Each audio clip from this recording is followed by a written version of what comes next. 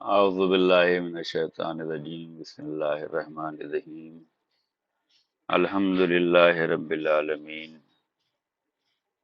وهو خیر الناصرین ومعین ایاک نعبد و ایاک نستعین اللہم صلی علی محمد وآل محمد وعجل فرجہم رب زدنی علما والحقنی بالصالحین رب یسر ولا تعسر وتمم بالخیر۔ السلام علیکم ورحمۃ اللہ وبرکاتہ۔ آج زہرہ کلاسز سال اول والوں کے لیے احکام و مسائل شرعیہ کا 14واں درس ہے۔ 14 درس مکمل ہونے کے بعد امتحان ہوگا، ایگزام ہوگا، جس کی تیاری کے لیے ایک ہفتے کی چھٹی دی جائے گی، اور انشاءاللہ سیٹرڈے کو قرآن کریم کا، اور سنڈے کو تاریخ کا، اور منڈے کو احکام کا درس ہوگا۔ آج جو درس ہے وہ احکام شرعیہ کے بارے میں ہے، جس میں ہم کفن کے بارے میں پڑھیں گے۔ پچھلے درس میں غسل مس میت کے بارے میں پڑھا گیا، آج جو ہے کفن کے بارے میں ہے۔ مسئلہ نمبر 709، مسلمان میت کو 3 کپڑے سے، جس میں لنگی، پیراہن اور چادر ہے، کفن دینا ضروری ہے، جس کو واجب کفن کے ٹکڑے کہا جاتا ہے۔ یعنی مسلمان کی میت کو 3 کپڑوں میں کفن دینا واجب ہے، جس میں لنگی ہونا چاہیے، پیراہن ہونا چاہیے اور چادر ہونا چاہیے۔ مسئلہ نمبر 710، کفن سے مخصوص 3 اصلی کپڑے مندرجہ ذیل ہیں۔ یہ جو 3 کپڑے دیے جائیں گے، ان 3 کپڑوں کی ڈیٹیل انشاءاللہ اس میں بیان کی جا رہی ہے۔ نمبر 1، لنگی، جو احتیاط واجب کی بنا پر ناف سے زانوں تک ہونا چاہیے، جو بدن کے اطراف کو ڈھانپ لے، اور بہتر یہ ہے کہ سینے سے پاؤں تک ڈھانپے۔ یعنی میت کو جو 3 کفن دینا ہے، 3 کپڑے جو دینے ہیں کفن میں، اس میں پہلا لنگی ہے۔ لنگی احتیاط واجب کی بنا پر ناف سے زانوں تک ہونا چاہیے، جو بدن کے اطراف کو ڈھانپ لے، اور بہتر یہ ہے کہ سینے سے پاؤں تک بدن ڈھانپے۔ دوسرا جو ہے پیراہن، جو احتیاط واجب کی بنا پر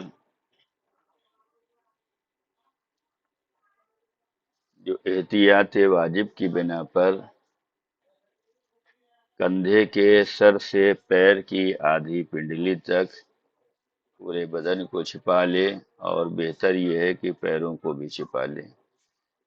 دوسرے نمبر پہ جو کپڑا دینے والے ہیں، جو کرتا جسے کہا جا سکتا ہے پیراہن، وہ احتیاط واجب کی بنا پر کندھے کے سر سے پیر کی پنڈلی تک ہونا چاہیے، بلکہ بہتر یہ ہے کہ پاؤں کو بھی چھپا لے۔ تیسرا کپڑا جو کفن میں دینا ہے وہ چادر ہے۔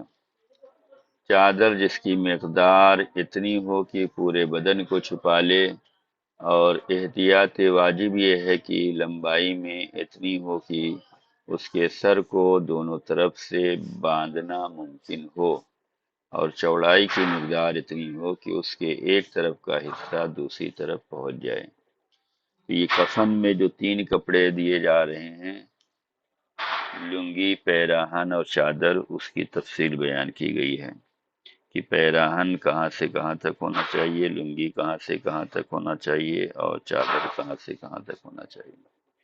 یہاں پہلا سوال یہ ہے کہ کفن میں کتنے کپڑے واجب ہیں، ان کی تفصیل لکھیں۔ مسئلہ نمبر 711، واجب ہے کہ کفن کے تینوں کپڑے ملا کر اس طرح ہوں کہ بدن ظاہر نہ ہو، اور میت کا بدن سر سے پاؤں کے پنجے تک اس کے نیچے سے نمایاں نہ ہو۔ بلکہ احتیاط مستحب یہ ہے کہ کفن کے تینوں کپڑوں میں سے ہر ایک اتنا نازک نہ ہو کہ اس کے نیچے سے میت کا بدن نظر آئے۔ اس میں یہ بیان کیا گیا ہے کہ تینوں کپڑے ملا کر اس طرح ہوں کہ بدن ظاہر نہ ہو، اور سر سے پاؤں کے پنجے تک اس کے نیچے سے نمایاں نہ ہو۔ مستحب یہ ہے کہ تینوں کپڑے میں سے کوئی کپڑا بھی اتنا نازک نہ ہو کہ نیچے سے میت کا بدن نظر آئے۔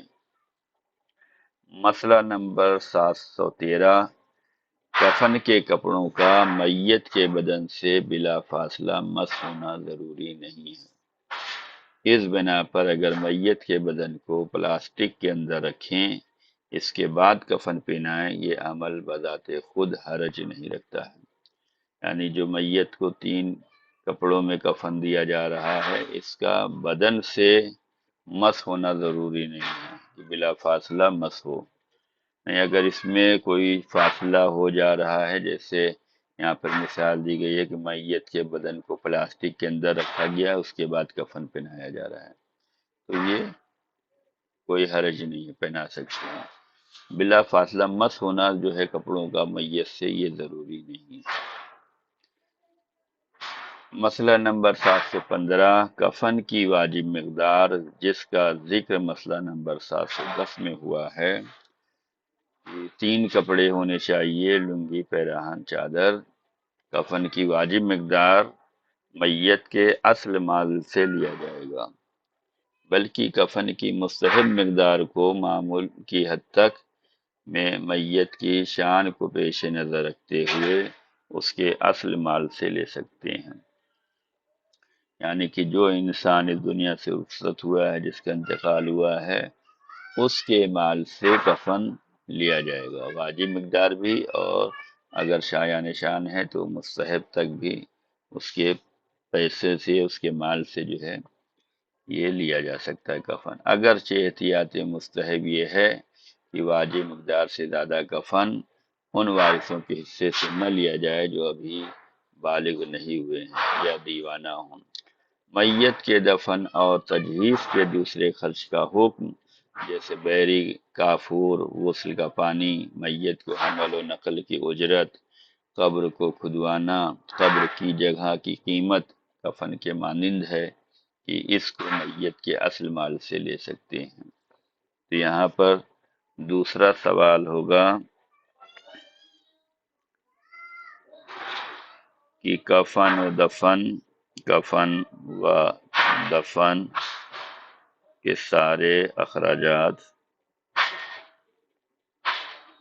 کہاں سے لیے جائیں گے؟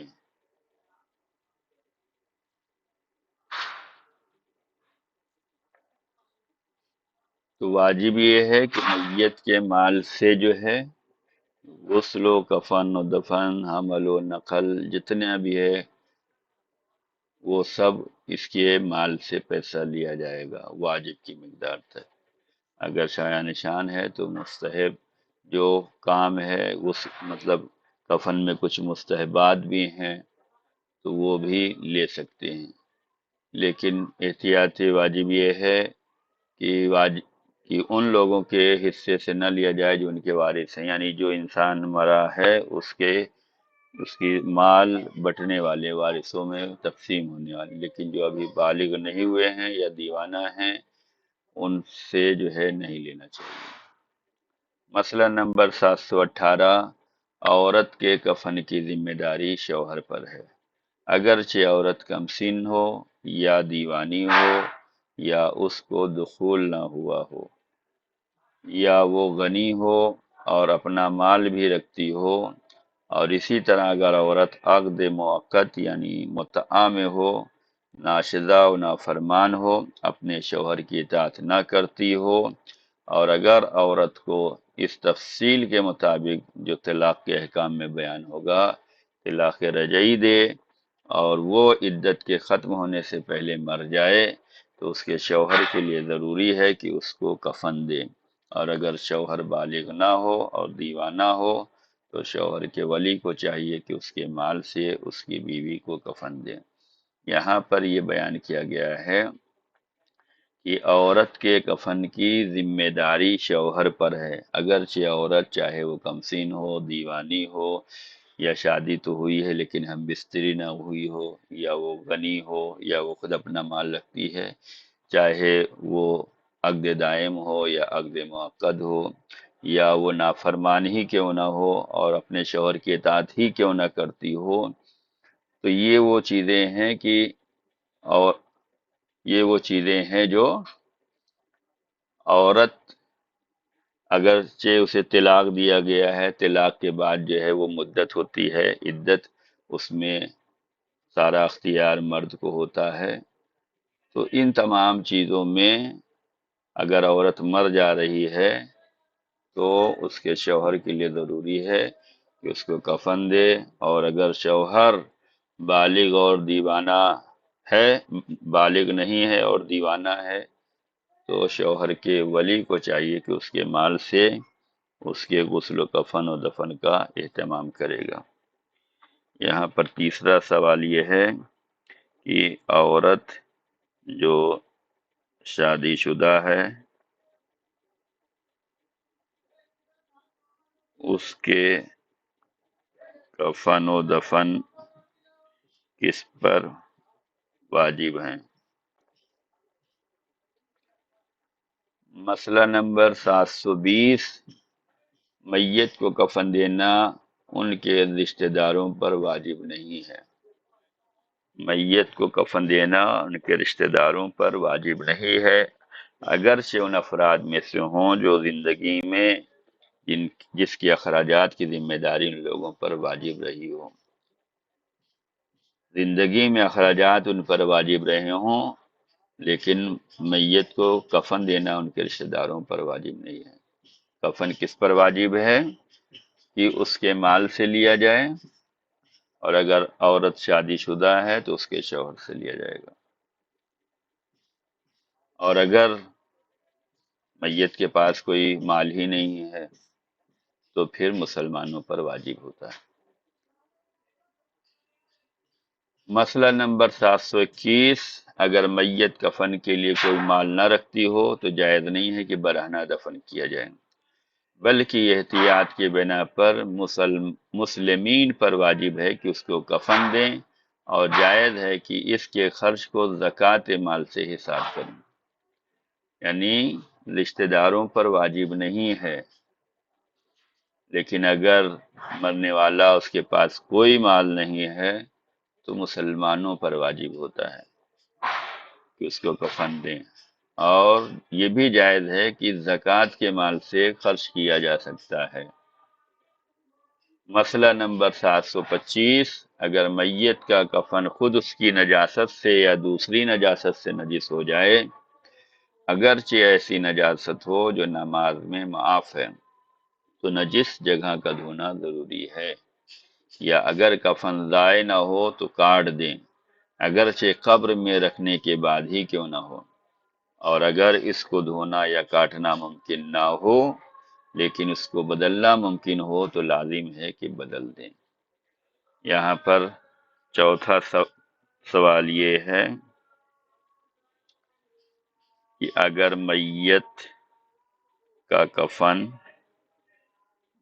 نجس ہو جائے تو کیا کریں؟ تو اگر میت کا کفن خود اس کی نجاست سے یا دوسری نجاست سے نجس ہو جائے تو کیا کرنا ہے؟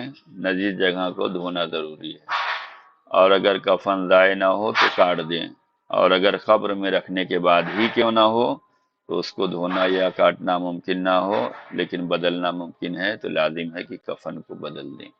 اگر کاٹنا اور دھونا ممکن ہے تو دھویا جائے گا اور کاٹا جائے گا، اور اگر کفن کو دھونا اور کاٹنا ممکن نہیں ہے، بدلنا ممکن ہے تو بدلا جائے گا۔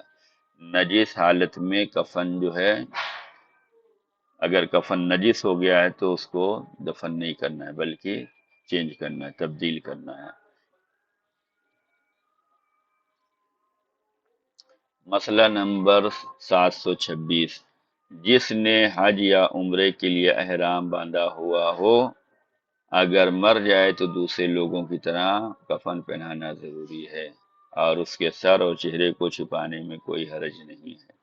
یعنی اگر کوئی شخص حج یا عمرے کے لیے گیا ہے، احرام باندھ لیا ہے اور مر جائے تو دوسرے لوگوں کی طرح اس کو کفن پہنانا ضروری ہے، اس کے سر اور چہرے کو چھپانے میں کوئی حرج نہیں ہے۔ جیسے حج عمرے میں یہ ہوتا ہے کہ سر اور چہرہ جو ہے نہیں چھپا سکتے ہیں، لیکن جب کفن پہنایا جائے گا تو سر اور چہرے دونوں چھپانے ہوتے ہیں۔ تو یہاں پر اگر حج عمرہ کے احرام باندھنے کے بعد کوئی شخص مر جاتا ہے تو دوسرے لوگوں کی طرح اسے کفن پہنایا جائے گا، اس کے چہرے اور سر کو بھی چھپانے میں کوئی حرج نہیں ہے۔ اب یہاں پر حنوت کے بارے میں، حنوت کے احکام۔ مسئلہ نمبر 28، میت کو غسل دینے کے بعد واجب ہے حنوت کریں، یعنی اس کی پیشانی، دونوں ہتھیلیوں اور اس کے دونوں پیروں کے انگوٹھے اور زانوں پر کافور ملیں۔ اس طرح زانوں سے مطلب دونوں گھٹنے، مطلب وہ اعضائے سجدہ جو سجدے میں واجب ہیں، ہاتھ کی دونوں ہتھیلی، گھٹنے اور پیر کے دونوں انگوٹھے اور پیشانی، یہ اعضائے سجدہ ہیں۔ اس جگہ پر جو ہے کافور ملنا، اسی کو حنوت کہتے ہیں۔ میت کو غسل دینے کے بعد واجب ہے حنوت کریں، یعنی اس کی پیشانی، دونوں ہتھیلیوں، اس کے دونوں پیروں کے انگوٹھے اور زانوں پر کافور ملیں، اس طرح کی کافور کی کچھ مقدار اس میں باقی رہے، اگرچہ یہ کام کافور کو ملے بغیر ہی ہو۔ تو یہاں ان 7 اعضاء پر جو ہے کافور کا ملنا، اسے حنوت کہتے ہیں اور یہ واجب ہے۔ مسئلہ نمبر 729، وہ کافور جو میت کے حنوت کے لیے استعمال کیا جائے ضروری ہے کہ غصبی نہ ہو، غصب کیا ہوا نہ ہو، پسا ہوا ہو، نرم ہو، تازہ ہو اور خوشبودار ہو، اور اگر پرانا ہونے کی وجہ سے اس کی خوشبو نکل گئی ہو تو کافی نہیں ہے۔ اسی طرح کافور پاک ہونا بھی ضروری ہے، اگرچہ احتیاط واجب کے بنا پر میت کے بدن کے نجس ہونے کا سبب نہ ہو۔ تو یہاں پر 5واں سوال یہ ہے کہ حنوت کے بارے میں بیان کریں۔ 5واں سوال، حنوت کے بارے میں بیان کریں۔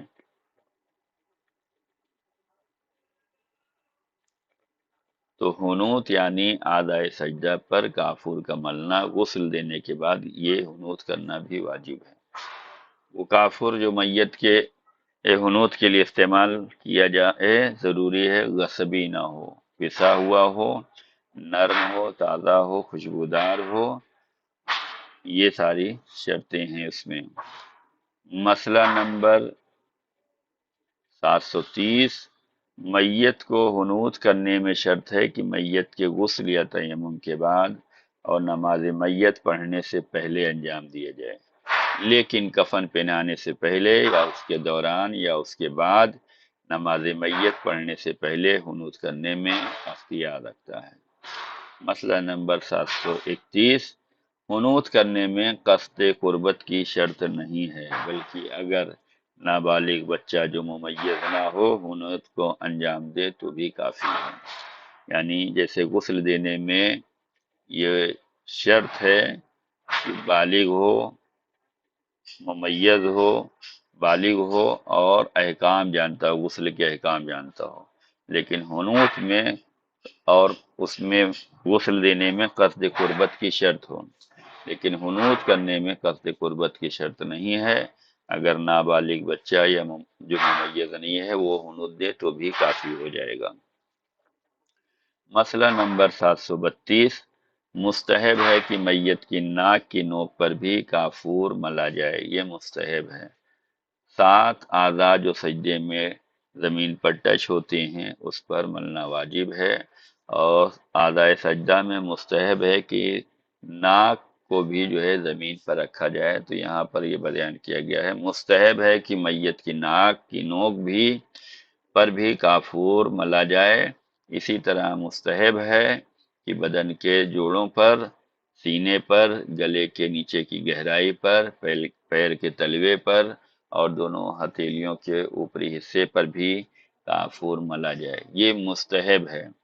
واجب کیا ہے؟ 7 اعضاء پر، 7 جگہوں پر، لیکن مستحب کیا ہے؟ بدن کے جوڑوں پر بھی مل سکتے ہیں، سینے پہ بھی لگا سکتے ہیں، گلے کے نیچے گہرائی پہ بھی، پیر کے تلوے پر، دونوں ہتھیلی کے اوپری حصے پر بھی کافور مل سکتے ہیں۔ یہ مستحب ہے۔ تو یہاں چھٹا سوال ہوگا کہ کے حنوط کے واجب اور مستحب بیان کریں۔ مسئلہ نمبر 733، احتیاط مستحب ہے کہ پہلے کافور کو میت کی پیشانی پہ ملیں، لیکن دوسری جگہوں پر ترتیب معتبر نہیں ہے۔ پہلے کہاں پر؟ پیشانی پر ملنا ہے، اس کے بعد جو ہے آپ ترتیب کا خیال نہ رکھیں تو چلے گا، لیکن پہلے جو ہے پیشانی پہ ملیں، اس کے بعد جو ہے چاہے جہاں مل سکتے ہیں، لیکن 7 اعضاء پر جو ہے، جو اعضاء سجدہ ہیں وہاں پر کافور ملنا یہ واجب کا بیان کیا گیا ہے۔ مستحب بہت سے ہیں، جوڑوں پر، سینوں پر، گلے کی گہرائی پر، پیر کے تلوے پر، ہاتھوں کی ہتھیلیوں کے اوپر ہی۔ تو احتیاط مستحب ہے کہ پہلے کافور کو میت کی پیشانی پہ ملیں، لیکن دوسری جگہوں پر ترتیب معتبر نہیں۔ اسی طرح احتیاط مستحب ہے کہ کافور کو ہاتھ سے بلکہ ہتھیلی کے گہرے والے حصے سے مذکورہ جگہوں پر ملیں، اور بہتر ہے میت کے حنوط کے لیے کافور کی مقدار 7 مسکال ہو۔ مسئلہ نمبر 734، میت کی کان، ناک یا آنکھ میں کافور کا ڈالنا مکروہ قرار دیا گیا ہے۔ مسئلہ نمبر 736، جو اعتکاف کی حالت میں ہو یا وہ عورت جس کا شوہر مر گیا ہو اور ابھی اس کی عدت وفات مکمل نہ ہوئی ہو، اگرچہ خوشبو لگانا حرام ہے، لیکن اگر وہ مر جائے تو اس کو حنوط کرنا واجب ہے۔ جو حالت اعتکاف میں ہوتے ہیں انہیں خوشبو نہیں لگانا ہے، اور اسی طریقے سے وہ عورت جو عدت کی وفات عدت میں ہو اسے بھی خوشبو نہیں لگانا ہے، لیکن اگر وہ عورت مر جائے یا وہ جو اعتکاف میں ہے وہ مر جائے تو اس کو حنوط کرنا واجب ہے، یعنی یہ کافور لگا سکتے ہیں۔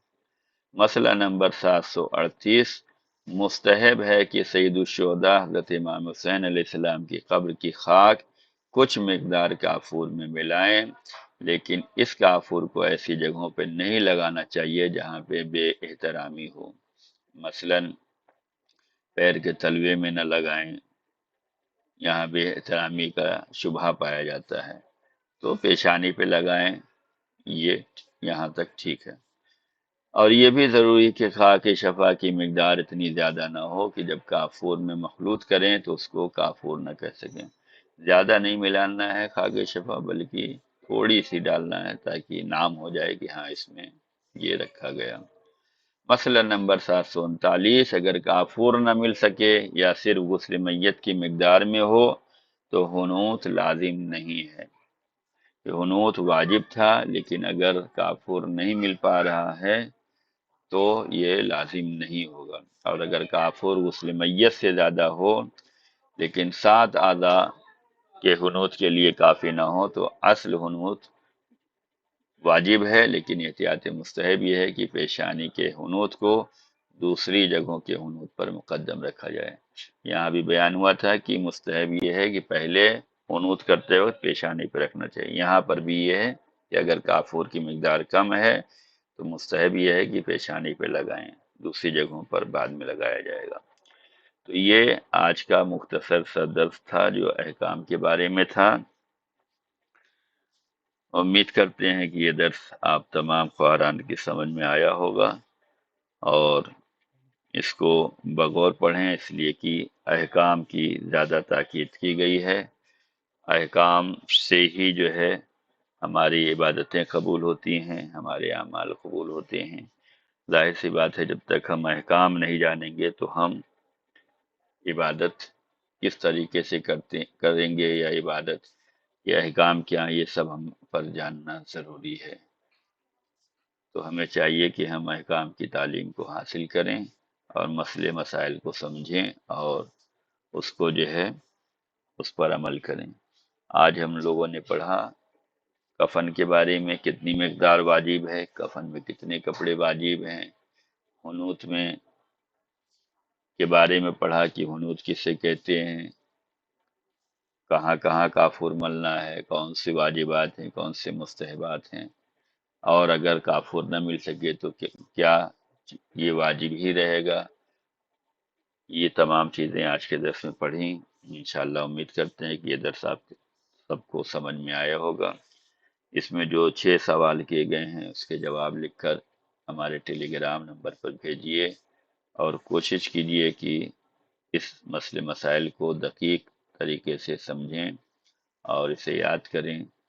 خدا آپ سب کی خدمتوں کو قبول کرے، آپ سب کی محنتوں کو قبول کرے، اور آپ سب کو دین و دنیا میں سعادت مندی نصیب فرمائے۔ فقط والسلام علیکم ورحمۃ اللہ وبرکاتہ۔